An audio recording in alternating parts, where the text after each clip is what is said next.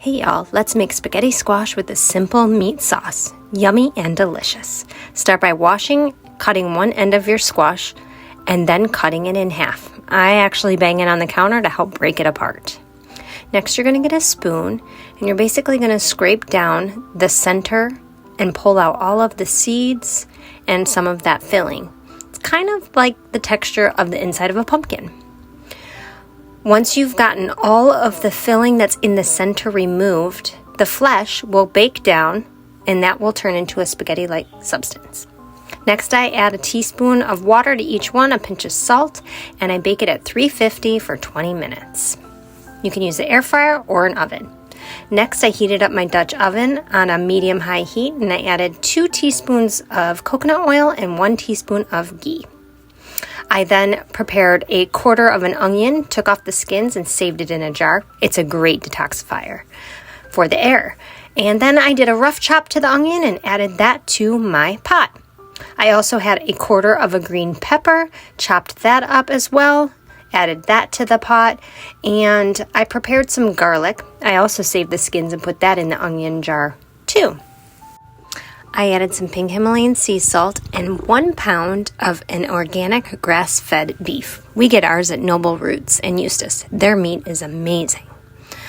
You'll start to see everything cook down and marry together, and I just separated the meat, and then I grated 3 cloves of fresh garlic. I reserved the large pieces that I couldn't necessarily get through, and I chopped them up in a minced chop and added them to the pot. I added a spicy Italian seasoning and a teaspoon of fennel seeds. Fennel tastes really good with sausage and beef, so I just really like that addition.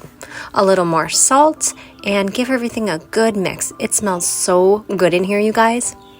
Then I added 1 large can, I believe it's 28.5 ounces, of organic Greenwise crushed tomatoes. I found that at Publix. Then I added a couple leaves of fresh basil, and then I also chopped up a few more. It probably ended up being about 10 leaves of basil. Give it a good taste, and I did add about a half a teaspoon of maple syrup. Sometimes tomatoes are a little acidic, so that little bit of sweetness will help cut that.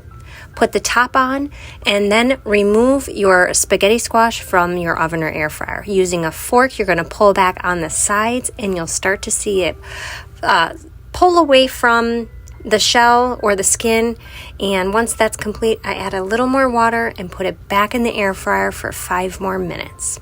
At this point, I decided to make a salad. I do pre-wash all my lettuce, so here I just broke up the lettuce pieces into bite-sized pieces and added that to my bowl, and then I also added some field mix. We love a variety in our salad. Some cucumber that I chopped up. I also had part of a carrot.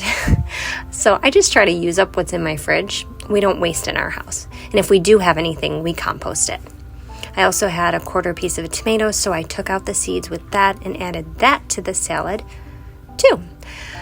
I like to wrap any of my vegetables I didn't use up in paper towel. It helps absorb some of the moisture so they last longer. And then I put them in containers.